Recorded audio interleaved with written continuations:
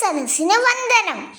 ഇന്ന് ഞാൻ നിങ്ങൾക്ക് രസകരമായ കഥ പറഞ്ഞു തരാം.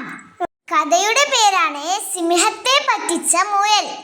ഒരു വലിയ കാട്ടിൽ ഒരു സിംഹം ഉണ്ടായിരുന്നു. പേര് കേട്ടാൽ തന്നെ എല്ലാവരും പേടിക്കും. സിംഹത്തിനൊരു നിബന്ധന ഉണ്ടായിരുന്നു. ദിവസവും ഓരോ മൃഗവും വന്നിട്ട് തൻ്റെ ഭക്ഷണമാകണം.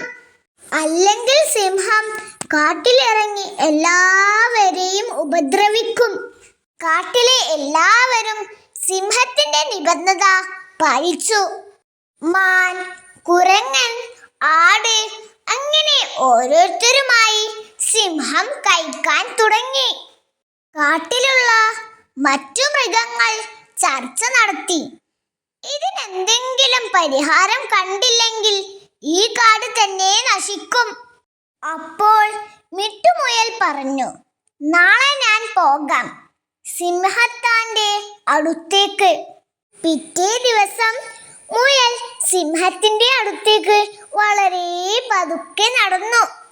സിംഹം ദേഷ്യം കൊണ്ട് അലറി, എടാ മുയലേ, നീ എന്താ ഇത്ര വൈകിയത്?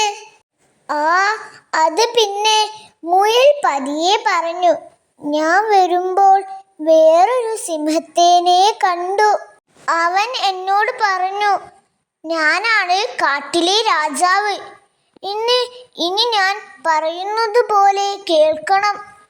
സിംഹത്തിന് അതും കൂടി കേട്ടപ്പോൾ ദേഷ്യം കൂടി.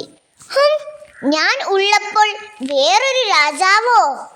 എനിക്കിപ്പോ കാണിച്ചു താ. അവനെ എവിടെയാണവൻ? അവിടെ ഉണ്ട് രാജാവേ, മുയൽ വിനയത്തോടെ പറഞ്ഞു.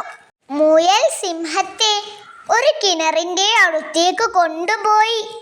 അതിലേക്ക് നോക്കിക്കൊണ്ട് പറഞ്ഞു, ദാ ഇതിലുണ്ട് സിംഹം. നോക്കിയപ്പോൾ ദേ കാണുന്നു സിംഹത്തിന്റെ രൂപം. അത് വേറെ സിംഹമാണെന്ന് കരുതിയ മണ്ടൻ സിംഹം കിണറ്റിലേക്ക് നോക്കി ഗർജിച്ചു. കിണറ്റിൽ നിന്ന് സിംഹത്തിന്റെ രൂപം തിരിച്ചും ഗർജിച്ചു, നിന്നെ ഞാൻ. സിംഹം ഒരൊറ്റ ചാട്ടം. ബ്ലും! സിംഹത്തിന്റെ കഥ കഴിഞ്ഞു. ഇതറിഞ്ഞ മൃഗങ്ങൾ സന്തോഷത്തോടെ മിട്ടുമുയലിനോട് നന്ദി പറഞ്ഞു. കൂട്ടുകാരെ, ഈ കഥയിൽ നിന്ന് എന്ത് മനസ്സിലാക്കാം? ബലം കൊണ്ട് ജയിക്കാൻ കഴിയാത്തിടത്ത് ബുദ്ധി കൊണ്ട് ജയിക്കാം. നന്ദി. കൂട്ടുകാരെ, ഈ കഥയ്ക്ക് നിങ്ങൾ ആവശ്യമായ ആംഗ്യം കാണിക്കണേ, രസകരമായി അവതരിപ്പിക്കണേ.